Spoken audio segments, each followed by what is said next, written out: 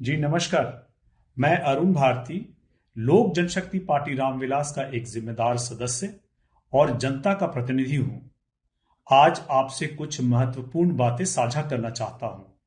हाल ही में राष्ट्रीय जनता दल द्वारा हमारी पार्टी और एनडीए के बीच भ्रम फैलाने की कई कोशिशें की गई हैं। ये कोशिशें केवल हमारे गठबंधन को कमजोर करने और अपनी डूबती हुई नैया अपने राजनीतिक स्वार्थों को साधने के लिए की जा रही हैं।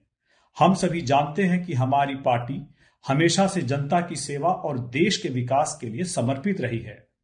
हम रामविलास पासवान जी की विरासत को आगे बढ़ाने के लिए प्रतिबद्ध हैं, समर्पित हैं।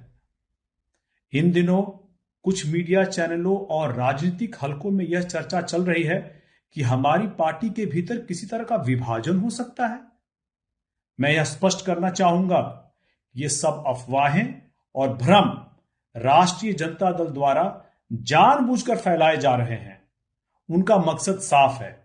वे चाहते हैं कि हमारी पार्टी और एनडीए के बीच अविश्वास का माहौल बने ताकि वे उसका राजनीतिक लाभ उठा सकें, अपनी डूबती हुई नैया को बचा सकें। वे जानते हैं कि अगर एनडीए एकजुट रहता है तो उनकी राजनीति का कोई भविष्य नहीं है।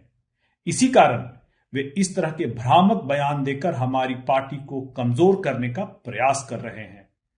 राजद यह समझ चुका है कि बिहार और देश में उनकी राजनीतिक अब प्रासंगिक नहीं रह गई है और इसीलिए ये इस तरह की अफवाह फैलाकर ध्यान भटकाना चाहते हैं। हमारी पार्टी लोक जनशक्ति पार्टी रामविलास राजद की इन चालों से भली भांति परिचित है और हम इनके बहकावे में आने वाले नहीं हैं। हम राजद की इस चाल को उजागर करते हैं और साफ तौर पर कहना चाहते हैं कि हमारा गठबंधन एनडीए के साथ अटूट है और हम मिलकर देश की प्रगति के लिए काम करते रहेंगे। लोक जनशक्ति पार्टी रामविलास और हमारे नेता श्री चिराग पासवान जी को किसी भी भ्रमित करने वाले बयान से प्रभावित नहीं किया जा सकता है।